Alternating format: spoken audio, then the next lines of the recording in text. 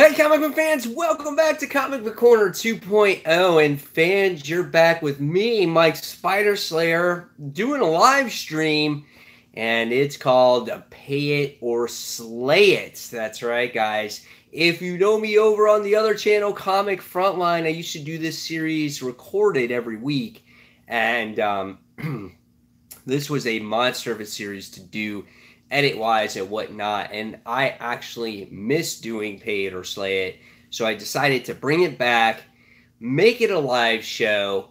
This way I don't have to do all the editing, and I can get your guys' comments at the same time, and I think it would be a lot of fun to do this. So again, if you're not familiar with this series from Comic Frontline, this is the new series, once again, where I take a comic, a random of 10 comics, and don't know which one I'm picking, and I'm going to make a decision if you should pay for that book or if you should slay that book. Now remember, if there's a book that's really, really bad, you could actually witness a slay. So, let's get started. I have one lonely at this particular time, but I didn't expect anybody to watch this at this moment, just for the pure fact is I did this on whim. So, but you can expect this series every single Tuesday at what time I'm not exactly sure yet, but it will be live, so stay for it on Tuesday, okay? So, first book we're going to talk about out of the 10 is Injustice 2, issue 33. Again, once again, I don't know which book I'm going to pick, so it could be good, it could be bad, whatever it is. But Injustice 2, all right, this is written by Tom Taylor. This has been a solid series up until this point. The cover art is awesome. The actual interior art has been solid as well. When it comes to this week's issue, we get to see the conclusion of the Lanterns battling against Starro, and we get to see basically Blue Beetle in this particular issue doing the job that he must do in order to save the Earth from total destruction. It's a really good book, and we get the conclusion here also with Booster Gold into Injustice 2. This is a very emotional issue. There's situations that you could see with Cassie in this issue as well. This was a solid book. I think, again, Injustice 2 is a awesome read. You should definitely pick it up if you haven't read it. If you haven't, it's 33 issues in, but pick it up in trade. Very emotional moments here. Again, you get to witness the conclusion of what happens to Starro as he approaches Earth. Now, remember, if you've read this series, he's a Red Lantern, so that's a pretty cool thing going on there. So at the end of the day, I say pick it up, buy Injustice 2 issue 33. I know you can't get all the back issues, but definitely pick it up in trade if it does ever come out in trade. All the other Injustice series have been solid, so definitely buy that book. All right, so 9 books left. What other book shall there be? And there's 3 viewers here, so again, thank you for watching. Feel free to comment anytime, guys. I'll be happy to take your comments. All right, so the next book is, bam, Paper Girls, issue 24. Brian K. Vaughan, Cliff Chiang, okay? Brian K. Vaughan writes this particular book. Really solid book as well. You know, it comes on 3 issues or 4 issues, and then it takes like a month or 2 break. And this time we get the return of the book, okay? And if you have not read this series, the one thing I can say is if you know nothing about it, don't buy it. Don't buy it in single trade issues. But I do say buy it in trade. That's what I say. Single issues, it just doesn't work. Artistically, Cliff Chiang does a great artwork with this particular book, and the story is very well done. In this issue, we wind up finding out what happens with Mackenzie in here about her disease. if she is going to die from leukemia or not. That's the big story being told here in this particular issue. And we get the outcome of that. And then we get to see possibly, maybe, Aaron in the group actually going home. So that would be a very interesting tale to see if they go back to the age or to the time of 1988. I think that makes for a very cool story if we can go back to that timeline. This is a coming-of-age book, and this I can say is that if you liked the book from when it started from the 80s, you're going to love their journey from being a little bit into the future to way into the future. It definitely hits all those different timelines, so it's a lot of fun. I say definitely pick it up in trade. Definitely worth the read. All right, so we have 8 books now left to talk about. Now I have 4 viewers. Again, guys, leave those comments if you feel free. This is the first episode. I will be here every Tuesday talking about pay it or slay it. Should you pay for those books, or do you slay them? All right, so next book we're going to be talking about is, bam, oh man, X-Men Gold, issue 35. Anyone care about X-Men Gold at this particular point in time? I mean, it ends in issue 36, okay? And so these last 2 issues have been dealing with Storm and her dead parents, okay? And they've come back from the dead because there's this God that resurrects people, okay? So honestly, it made me very bored reading this. I think it's 2 issues or 3 issue story arc where her parents come back and she has to do battle against this god, and she has Stormcaster with her, and it just wasn't a very exciting book, and I didn't really care for Storm whatsoever. It was very anticlimactic, very forgettable, very filler. The art was average at best. It was just there. It was nothing spectacular. The X-Men, the other X-Men, are actually fighting Executioner in this book. This was just a very, very rough book to read. Now, do you buy X-Men Gold at this point? Or do you slay X-Men Gold at this point? Well, I'm not going to slay the book. It was a poor read, but I definitely have read worse. That's what I can say about that. So I'm not going to slay it. I have read all 35 issues of X-Men Gold up until this point. Okay? So I'm going to read 36, and then it's done anyway. So I don't care about X-Men Gold. I say if there's a book that you should read at this particular time, is, I would say, Extermination. I think that is a really awesome book to read. It's a good mini-series right now. Good event for the X-Men. X-Men Gold does no justice whatsoever. This story with Storm was absolutely pointless. All right, so next book that we're going to talk about is, bam. All right, Super Sons, issue 2. All right, this book is good. All right, we got these different type of, I guess, younger versions of the Legion of Doom, but in this issue you wind up getting to see where these guys have actually come from and what's their actual purpose in destroying John and Damian. So this made for a very interesting story. I love the artwork, and I love that Tomasi is actually writing this particular series, even though it's only 12 issues, because when he wrote Superman, I thought he technically did a pretty good job, and I felt like he's done a better job than Michael Bendis. Now, I like Brian Michael Bendis's run on Superman, but this is a very enjoyable read. There's comedy at specific points in times. All right, so I'm back. Sorry, guys. Interruption with the live stream. That's what you get. So, Super Sons, Adventures of Super Sons. That's what I was talking about. Really interesting book. I love the dynamic between Damian and John.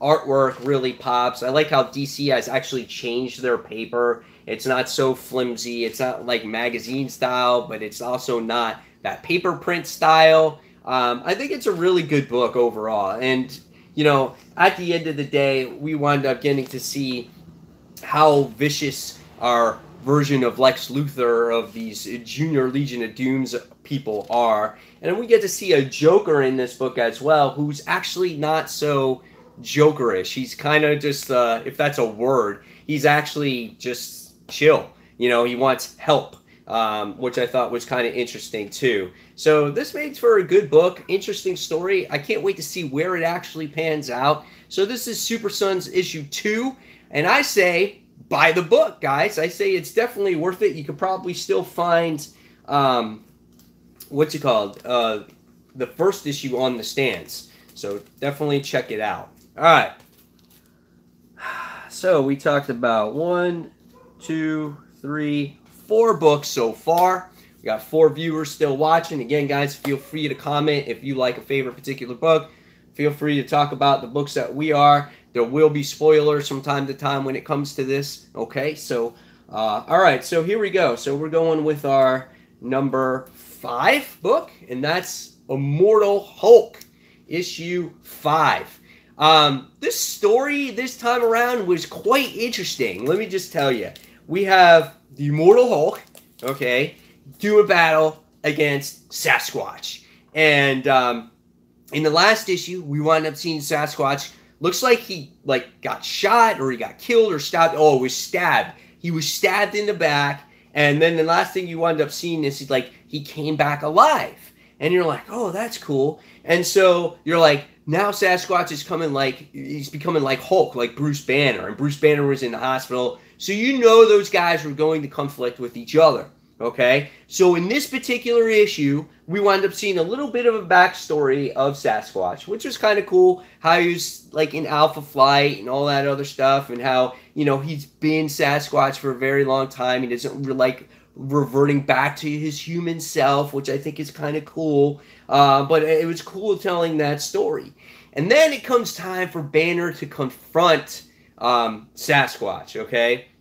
And then they start battling. So you wind up seeing Sasquatch slit Bruce Banner's neck, and you're just like, oh, dude. And so the battle just really happens from there on out, okay? And there's all this crazy banter going on and everything else. But then the next thing you see, which I thought was really weird, I'm like, how is this actually happening?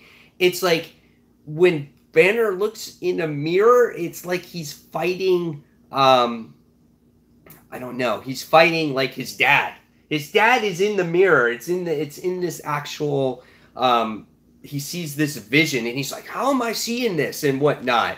So it made for a very interesting story. And so at the end of the day, we wind up seeing Banner actually heal Sasquatch to where he doesn't have the power anymore to become Sasquatch, right? He's just human again. He sucked up all his gamma power. But then we wind up seeing the reporter that's been tracking, I guess, Hulk or whatnot. She's like, help me become you. And he's like, get out of here, lady. And then Banner looks in the car door, and he sees his father again. And it's just like, dude, so what is it? Like his, what's it called? It's like his ghost or whatever it is. I don't know. It was very, very interesting. So, very cool stuff in this particular issue. So the Immortal Hulk, issue 5. If you're not reading Immortal Hulk, I think this makes for a very much more of a horrific title. And I think it's actually diving more into the character a little bit more starting now. Because now we're going to see a story about his father. So, very interesting. Definitely on board with this. I say, buy it, pick it up. This is definitely worth the read, guys. Immortal Hulk is awesome. And great artwork inside, too. There was just that one weird issue, like issue 3 or something. It was just totally off-the-wall artwork, and it was just weird. But this was definitely a book to pick up. So, all right, next book we're going to talk about is our number 6 book. Again, these are all, I have no idea what I'm going to be talking about. So the next one is, bam. All right. Guardians of the Galaxy, issue 1. Okay, I was excited about this book because technically we don't have a Guardians of the Galaxy right now. They're kind of broken up, being what's going on with the Infinity Wars, right? So this makes for an interesting tale. So in this book, we wind up getting to see Annabelle Briggs, who's the archaeologist, who is actually Valkyrie. Okay, so you get a little bit of a good introduction of the characters in this book. The book is also for $3.99, so I felt like I thought it was $4.99. It's $3.99. You actually get a pretty good sized book here for the actual money. And we wind up, again, getting to see all the introduction to the characters and what's going on and why they recruited Valkyrie and why all these characters are particularly together. Now, they wind up running into Nebula. That's the Infinity War tie-in in this particular issue. And she winds up sending all the dwarves into, I guess, space or whatever it is, and she all dies and whatnot. And they wind up making a actual weapon for her so she can cut through time or warp or dimensions or areas. I don't know what, rifts. That's what I was looking for. Rifts. So, she was going to basically do what Gamora was going to do, was take out Thanos. But Gamora beat her to it, and now she's going to go, I guess, to where Gamora is. And so it looks like we might see a battle in the future when it comes to the whole situation with Infinity War. So that was your tie-in. And in this book, we get all kinds of things going on in here. Dude, I can't even remember, honestly, what the rest of the story was about because there was so much going on in the particular issue. I know at the end we did get Kid Loki, who was posing as one of the characters in the book. It was an okay read. I thought there was a lot going on, and that's the one issue that I have a problem with when it comes to Colin Bunn. When he has team books. When it comes to his team books, there always seems like there's a lot of action, there's a lot going on. The book doesn't slow down enough to really capture those character emotions and to really develop the book. I just felt like they're between the Infinity Wars tie-in, the main story, the introduction to all the characters. I just felt that there was a lot going on in this particular issue. So it was a tough read for me. So it wasn't my favorite book, but I did enjoy it, and it definitely did warrant me considering issue number 2. And I say definitely pick this up. If you're a Thor fan, I think you're going to really like this. The one thing I think that it gave away at the particular end of this book, or maybe no, maybe I read something else. No, there was supposed to be like a who is going to be the Guardians of the Galaxy. I thought I saw that at the end of the story. I don't know. I don't remember. Shoot, I don't remember what book that was now. But yeah, I say buy it. Pick it up. Check out issue 2, especially if you're interested in this tie-in with the Infinity Wars. I think I just got a freaking paper cut. God damn it. Oh, man. That sucked. All right. Who gets a paper cut talking about comic books anyway? All right. So, got 7 people watching, so I appreciate it, guys. I got Scotty who says, hey, Mike, what's up? And I have Tom who says, awesome video. So thank you very much. Again, guys, keep those messages coming through. I really appreciate it. Again, this is episode 1 of Pay It or Slay It. This is the return of a series that I did on Comic Frontline. It was a lot of fun. I had to figure out a way to do it without doing a 30-minute video and editing that beast. It's a huge commitment each and every week with the little time that I have. All right, so we're going to go on to the next book. I think we're going on to book number 7. All right, 7. And that book is Batman. Batman issue 54. I thought the cover art in this book was kind of cool. And it says Shadows of the Past. And this one had to do with a story with Dick Grayson. We get to see Dick Grayson as he was young, and we get to see Nightwing as he was older. And we get to see how kind of the roles have changed here for Bruce and Dick, okay? And I thought it was a very nice story. However, my one issue with Batman at the moment is that nothing's really going on. We get the Iceman, Mr. Freeze story, and then we get this particular story, but nothing is really moving the book forward. We see that Bruce is having problems dealing with Selena, that she left, right? But no real overall story, okay? So, which I thought was, I'm like, okay, well, where are they going to go now? All right. So, next, what we find out in this book is that we get the back history again of Grayson, okay, and we get to see, of course, how he was part of the acrobatics and things like that, and then he's just like, this paper cut really hurts bad, man. So anyway, we get to see Batman, how he's just doing battle against these like B-rated or D-rated villains. I just love it. They're calling like Quilt Guy or something like that, and it's just so hysterical. And Dick is just like, dude, what's wrong with it? He's like, he's got this obsession with crochet and all this other stuff like that. Batman's just real grumpy and pissed off and whatnot. And this guy here, he's a trip. He's just like, well, don't, he's just saying all these crazy things. He's like, don't say my words or whatever it is. But we get to see how we have these, you see the backstory of Dick Grayson, how when he was a little bit of a kid. Love that you're doing these live now, Mike. Oh, Brant. So Brant is actually watching. So Brant, thank you so much for watching. So we wound up seeing the history of Dick Grayson, and we wound up seeing how Bruce used to take care of him in his time of need, how he gave him cucumber sandwiches and things like that.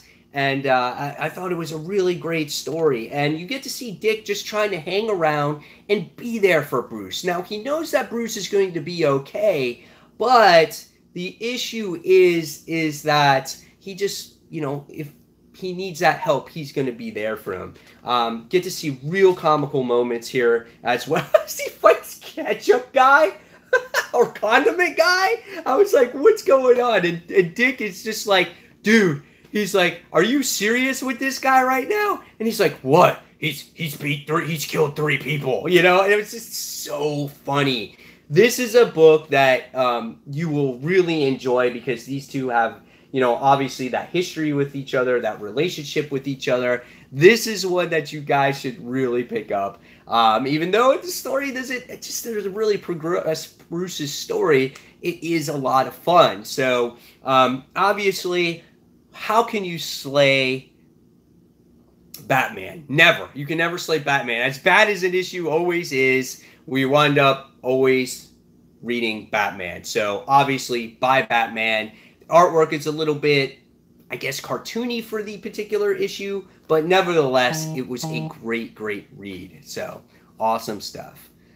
We got some conversation here between Scotty and Brant, and he's saying, Brant, what's up, everybody? So Brant and Scotty, guys, thanks for watching. Really appreciate it. And everybody else who's watching, thank you so much for watching. If you just want to say hi or give this a thumbs up, that would be great. I'll shout you out.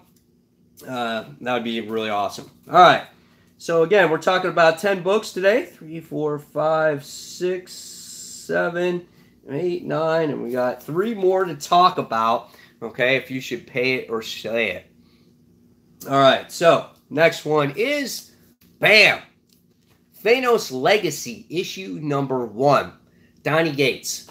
Okay, he wrote Ketchup Guy. I love it. Yeah, that's what it was. I don't know if it was Ketchup Guy or Condiment Guy. Whatever the case may be, it was just great. He had a backpack filled with ketchup, and he's trying to spray Batman with it. It was so funny.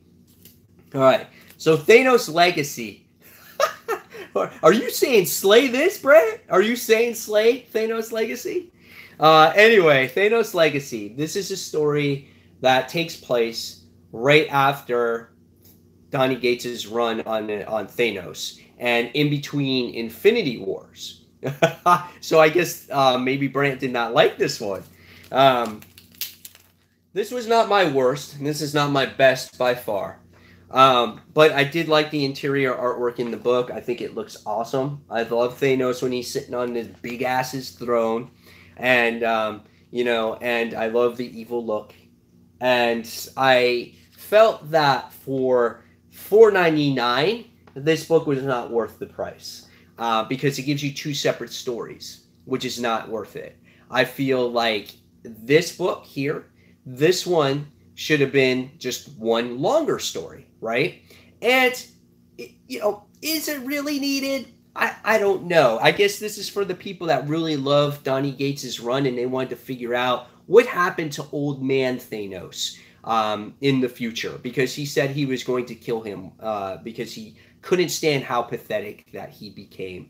So in the particular issue, obviously, who made Cosmic Ghost Rider? Well, Mephisto made Cosmic Ghost Rider. Well, first he made him into Ghost Rider, and then Galactus made him into Cosmic Ghost Rider. Okay, so in this issue, we wind up seeing Mephisto is Thanos kills Mephisto or punches him in the face and says, "Don't change Frank Castle. Leave him alone." So that was the first thing that he winds up doing. And there's the punch in the face. Okay. So he's like, screw off, you know. And so the next thing we wind up seeing is that Requiem winds up coming up and Requiem kills Thanos. Okay. So again, guys, remember, there's spoilers in this. We're at the end of the week. So in case you haven't read your books, I'm spoiling the stuff for you. All right. Because this is a recommendation if you want to pick up these series going forward or not. So I feel like I have to explain everything. Okay. So next thing we wind up seeing is you get to see that death. Okay. Obviously. And the next thing we see is we get to see Thanos' brother comes in and he winds up digging into his heart and he takes some weird thing out of his chest. And he's like, this is what's going to stop Thanos once and for all. And that's how that big book ends. Okay. It's okay. It was good. Was it great? No. And then you get this story about Gamora when she was a little girl. No words, no dialogue. It was just an artistic type of story. That's what it was.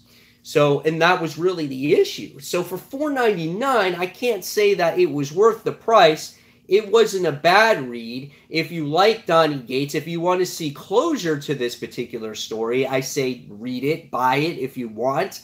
But it's definitely not necessary to understand what has happened in Donny Gates' run to begin with.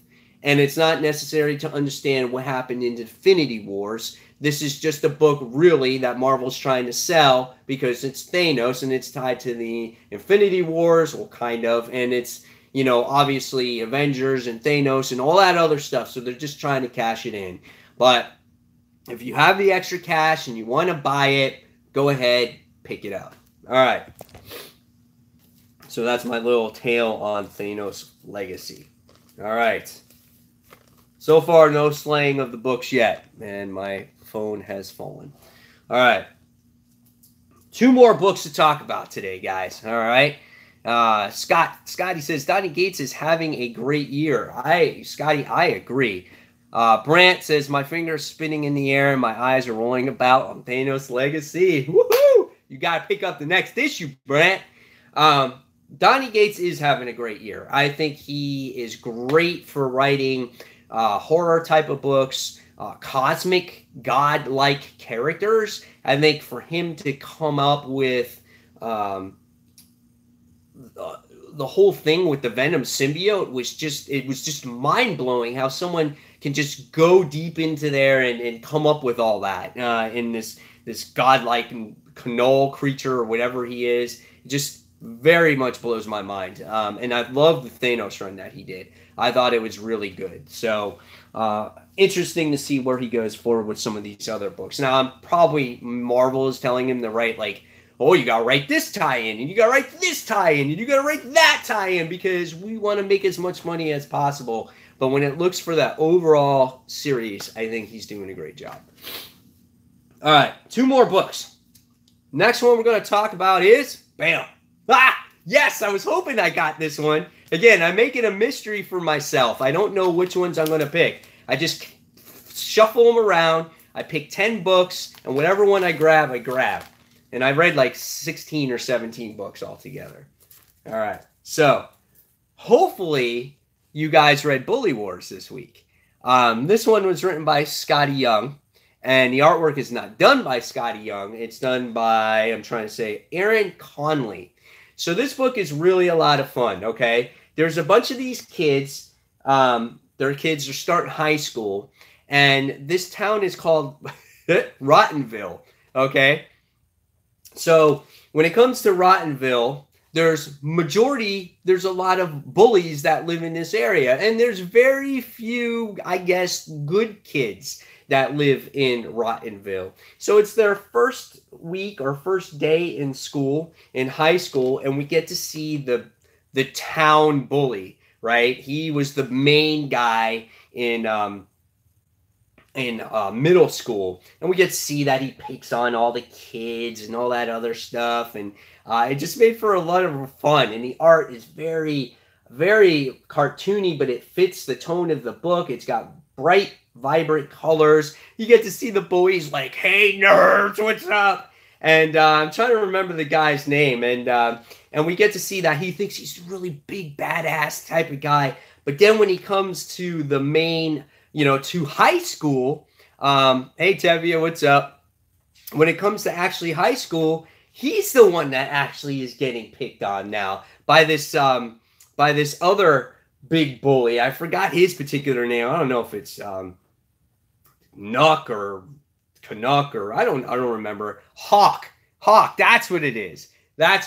So his name is Hawk, and he sits there and he's actually bullying the middle school bully, and he goes, "I'm the baddest around," and he's like, "The only way you can be more of a bully than me is if you join the bully wars." And he's like, "What the hell are the bully wars?" And so they shove him in the locker, they shove him in the toilet bowl, they do all these things to him, they shoot spitballs at him and all this other stuff. Dude, it's so funny how the bully is the one that got picked on by the bigger bully. And one of the nerds sits there and goes to the actual high school or to the middle school bully, and he says, "You know what?" He's like, "I'm going to help you win these bully wars." And so this is a way to get on his actual good side and maybe for him to become friends with him in the future. This was a really good book. This was a lot of fun. This is something that if you haven't given it a try, I think give it a try. It's an all ages type of book, but it doesn't feel babyish. It feels like it's a lot of fun. And the characters are very creative, and I am very interested to see where this particular book goes. So yeah, if you like Bully Wars, this just came out, Tevia, by the way. If you heard of Bully Wars, go ahead, pick it up. I say buy it. I think it's worth your money. Skottie Young is very creative, even though I didn't like his last series that Brant loved. But he hated the end of the last issue, and that just ruined it for him. But this was very creative. I'm looking forward to this. It's the new one from Skottie Young, Tevia, from Image, and Brant is correct on that. All right, so Bully Wars issue 1. Definitely buy that one. All right, so why does my camera keep falling?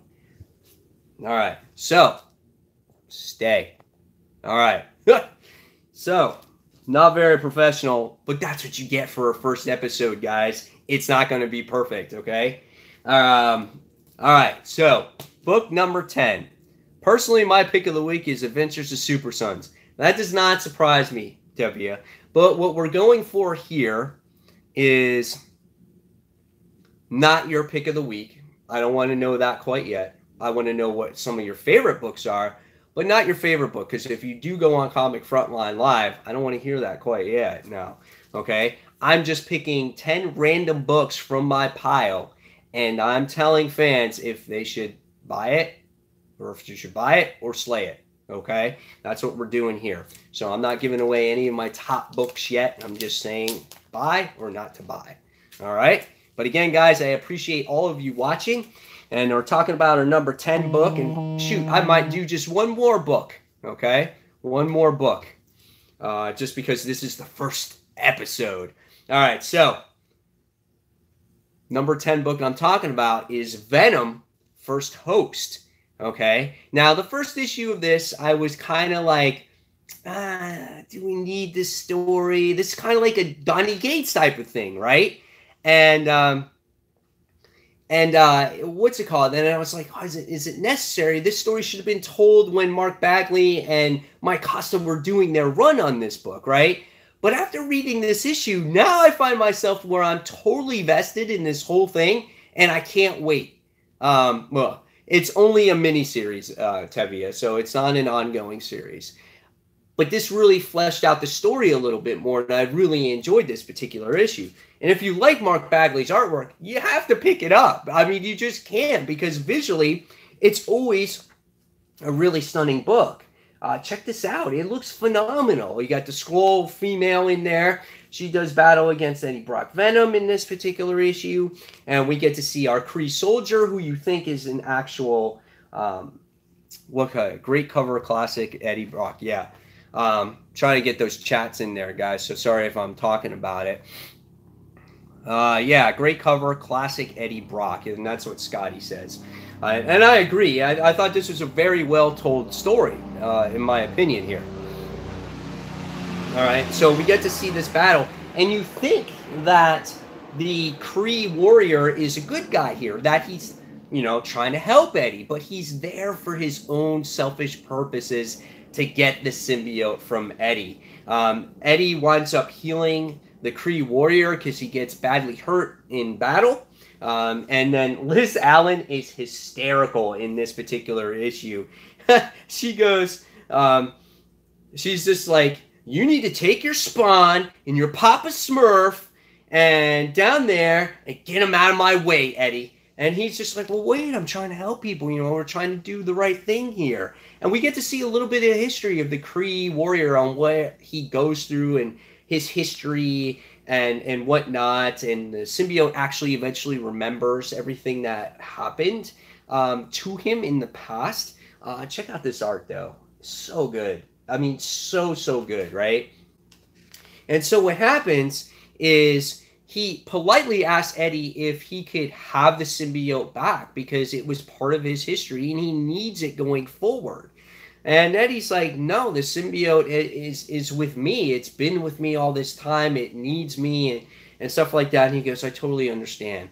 And so then he goes, well, what about, I heard that you had this this baby symbiote or this spawn of yourself. And so right away, he flings Liz Allen out the door, okay, or out the window. Venom goes chasing after her, okay?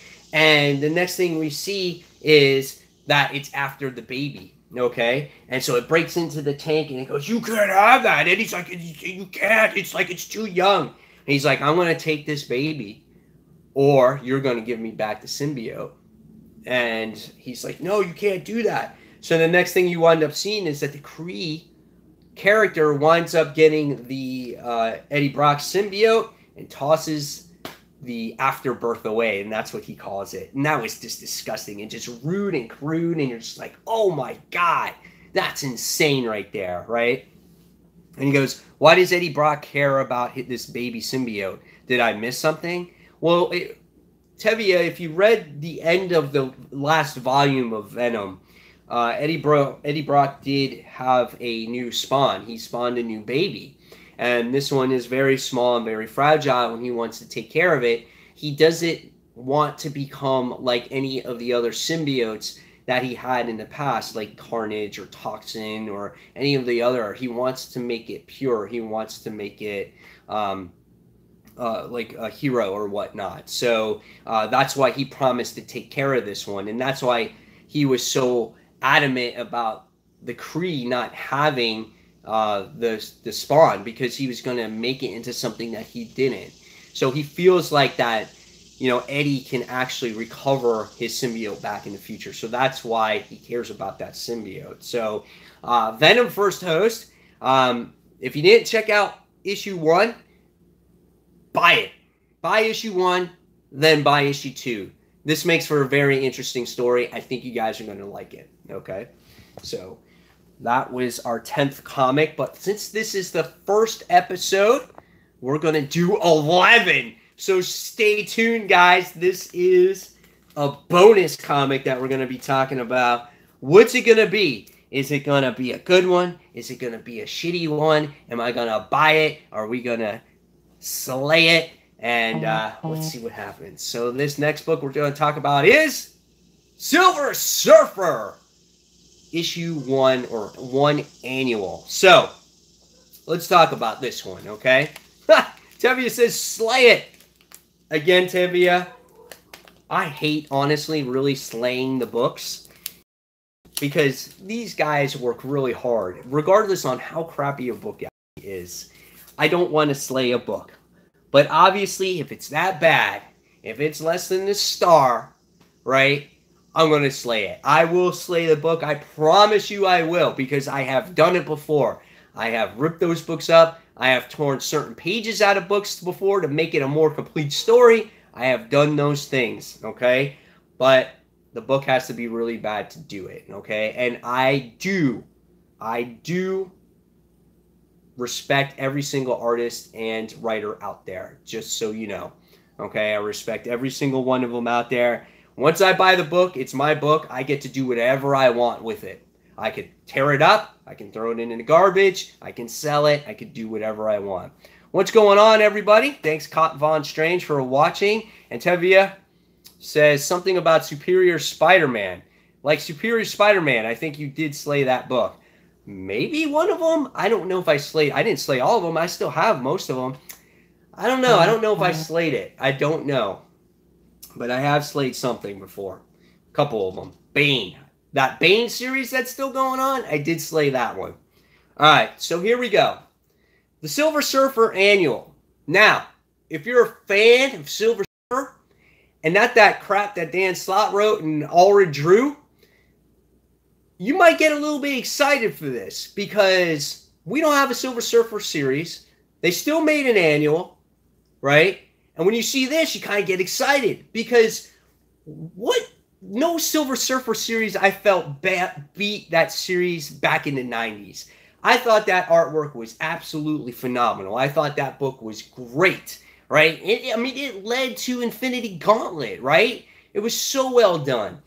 And now we just haven't had anything that great. The artwork has been sucking. It's been a romance book, you know. And in this issue, well, the cover is very promising, but the interior artwork is not as good. It's better than Ulrich's art, okay? We get to see that in this particular issue. I feel that it's okay. It's good, but it's not fantastic. It could be more descriptive. Yeah, I agree. Silver Surfer series was good, but personally, I like Dan Slott's Silver Surfer series. That's good, Tevye. I'm glad you liked it. I just wasn't a fan. That's not the Silver Surfer I enjoyed. You know, there's a different Silver Surfer that I liked when I was growing up, okay? But going back to the artwork here, we wind up seeing that Silver Surfer may be disproportionate. At times, the characters just looked weird. I didn't care about these insect creatures. And what this story was about Silver Surfer, how he first became the Herald of Galactus, okay? That's what he was at first. And then you get to see this story. Legend Storm says, I only like the Silver Surfer from the Superhero Squad show cartoon. He was good, though. I liked him, too. And then he became, like, what? Like a Dark Silver Surfer or something like that? I thought that was pretty cool, too.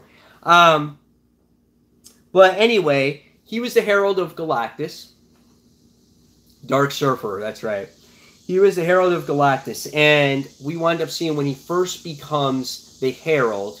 Yeah, I agree. I think it's crazy when a book gets an annual when there isn't a monthly. I do too. And I don't agree with books that also are annuals that come out every 3 months. Like, it's like 3 months later, here's your annual. Wait a second, has it been a year? You know, so, all right. Continuing on with what I was saying. This story is actually when we first get Silver Surfer, and he becomes the Herald of Galactus. He doesn't want his home world destroyed, so he promises to be the Silver Surfer and give Galactus the home planets that he wants. Okay? So he does whatever he can to give Galactus planets that has no civilization on it. But it's not good enough for Galactus. He needs that civilization, that human host in there, those people, to give him that extra energy. So he finds this insect planet. He feels like, they're insects. They're more harm than good. Well, by the end of the book, well, sorry. Always don't judge a book by its cover, right? Right? We know that from being comic book readers. And Well, the planet gets eaten, winds up getting destroyed. And so what happens is he gets all pissed off. He tries to destroy Galactus. Can't do that. But Galactus wipes his memory clean. And then we wind up seeing that he's kind of re-looping everything over and over again.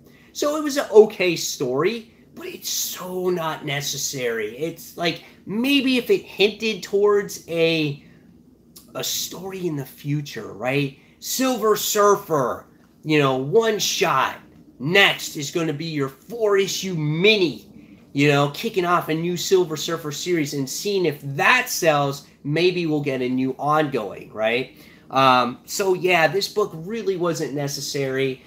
So I say slay it, don't buy it, don't pick it up, not even worth your money. Obviously, you're probably not going to pick it up anyway because it's only an annual. Most people don't buy annuals anyway unless it's tied into a particular story. So, all right. Let's do one more. Let's keep this show rolling. Let's do one more. Normally, it's going to be 10 books, but we're going to do one more. I said we were going to do 11, but we're going to push it to 12. All right, because I appreciate you guys watching this very first episode of Pay It or Slay It right here on Comic Book Corner 2.0. All right, so the next book we're going to talk about, Scotty says, Mike, you need a live studio audience that chants slay it, slay it, slay it, or pay it. That would be awesome. Oh, that's so funny. I would love that. If I actually had that, I would sit there and press that button. I was chanting shred it. I imagine you guys in your heads right now going, slay it, pay it. So if you guys want to put that in the chat, don't worry, I'm back. I didn't go nowhere. It's just what happens. It's the streaming live internet service, whatever it's called. It happens. We go through it all the time, right? But I'm back, right? I'm back. I didn't die. All right. Oh, next book. Another book. I like Mike's expression when it froze. I can only imagine what it was. Cosmic Ghost Rider, issue 3. This will be the final book we talk about, guys, because I do got to get the kids from school. This guy says it's back, baby. That's right. It is back. Back and on attack. How I wish the artwork looked like this in this book, right? Because that's the way it looked in the Thanos run that Donny Gates was going. It looked really, really good, right? But I can understand why the book's artwork is more cartoony, because it's just a comical book. It's a comedy book. Cosmic Ghost Rider is a comedian, okay? And I really enjoyed this book. This book surprised me this issue. I really feel like I'm invested into this story. It's a lot of fun. We get the Guardians of the Galaxy from the future where Cable leads them. And it's actually called, oh God, what the hell is his name again? There's Captain Marvel, Iron Groot, Jubilee, and Juggerduck. Juggerduck, guys. Doesn't he break the fourth wall like Deadpool? Juggerduck. Duck. There he is right there. See? How awesome is that? I was just laughing. This Tevia, though, is a book that you can't take seriously. This is a lot of fun. It's a lot of fun. I loved it. They're trying to stop Cosmic Ghost Rider from raising Thanos because he's going to become something much more than Thanos that we know, right? Cosmic Ghost Rider is going to raise this Thanos baby into this adult, and he's going to be great. Think about that, though. This is Cosmic Ghost Rider. This was Frank Castle, the Punisher, who became Ghost Rider, who became Cosmic Ghost Rider. He's pretty evil. He's pretty high up there, and he's going to raise this kid to be good. So Cable tries to stop him, right?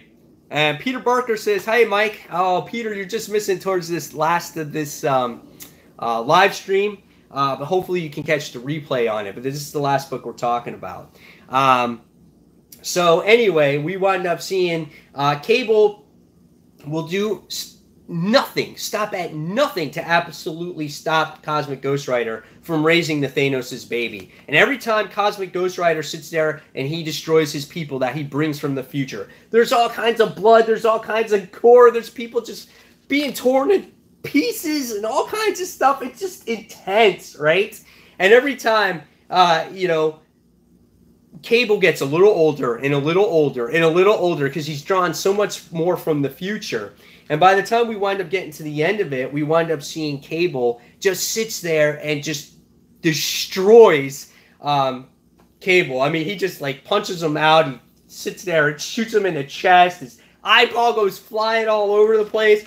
Oh my God, it's so hysterical. And Cable, before he died, he sits there and he goes, "You don't understand." He's like, this version of Thanos is something more than we can ever imagine. And the last thing you see is that it's Thanos Punisher.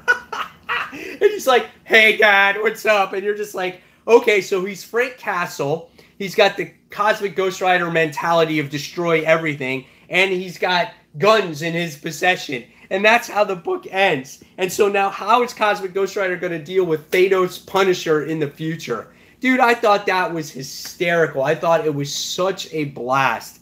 Scotty says Thanos Punisher. Wow. Yeah, first appearance right here, guys. Pick it up. It's going to be worth billions one day. Yeah. If you haven't read Thanos, or if you haven't read Cosmic Ghost Rider, this miniseries, I think it's a lot of fun. I think it's absolutely hysterical. And I think that what makes Donny Cates really cool is that he's doing something a little bit different. He's creating different characters or changing these characters a little bit different so it gives them a fresh feel. And that's what I like about his writing, right? He's developed this Cosmic Ghost Rider. He's developed all these different versions of these characters, which we've seen other characters do before, artists or characters or writers do before. Sorry, I can't talk. But he's making them popular to where they're coming out with their own books, like Cosmic Ghost Rider. People loved Cosmic Ghost Rider. What makes you think we don't come up with a Juggerduck series, right? Would you want to see that? I don't know, would you? But why not? Why not throw that stuff out there? Why not throw a different universe of, like, Thanos Punisher out there, right? That would be kind of cool, too. We've seen it before, like Gwenpool and, Spider-Gwen. Different universe characters get their own books. But I feel like Donny Cates is just really killing it, and it's being super duper creative there. And, yeah, it's a lot of fun. So I definitely say buy that book, guys. I think you're going to love it. It's a lot of fun. And Tevye goes, "Oh, Mike, I wanted to ask you this. What was your opinion on the Superior Spider-Man coming back again? Because personally, I'm tired of Superior Spider-Man." I will buy it. That's what I'm going to say right now. I will buy it because I am a Spider-Man fan in general. And I'm interested to see the next chapter in Superior Spider-Man, okay? Before it was Peter, or it was Ock in Peter's body, but now we have Superior Ock, or young Ock, and he might be able to pull it off now. So, quite interesting. We'll see what happens there. So, but there you guys have it. There is Pay It or Slay It. Scotty says, "Thank you." Hold on. "Thank you, Mike, for my money. You're one of the very best storytellers in the community. This show is a pleasure." That's my pleasure. My pleasure. That means a lot, Scotty, for me. I always get super passionate about these books. I think they're hilarious. They're a lot of fun. And, I've been reading comics since I was 11 years old. And there's been so many stories. They're so hard to remember every single story. That's how I don't know how our friend in Comic Frontline, Continuity Jay, remembers all that stuff. But it's a fun time. This is something that I've always wanted to do when I was a kid. I wanted to talk with everybody about comic books. And, you had to select a few kids or people that liked them. It was hard to find them. And now it's everywhere. Comics are pop culture. They're mainstream these days. And being that we have the power of the internet and YouTube, this community is phenomenal. We made so many great relationships and friends, commenters, subscribers, just so many people out there, even take the time to watch 1 minute of my videos it just boggles my mind, because who wants to watch me? I'm just a normal guy that talks about comic books, right? And but it's just a lot of fun, and I love doing it. So Again, guys, thank you so much for watching this live feed today. Stay tuned for the next episode of Pay It or Slay It. I will be here every Tuesday talking about my favorite, or not my favorite, random 10 comic books, and I'll make that decision if I'm going to buy it or slay it. So guys, as always, thank you for watching Comic Book Corner 2.0. Give this video a thumbs up if you like it. Subscribe to the channel. And I'll see you on the next comic book review. And if I don't see you then, I'll see you on next week's live stream. Take care, guys. See you soon. Bye.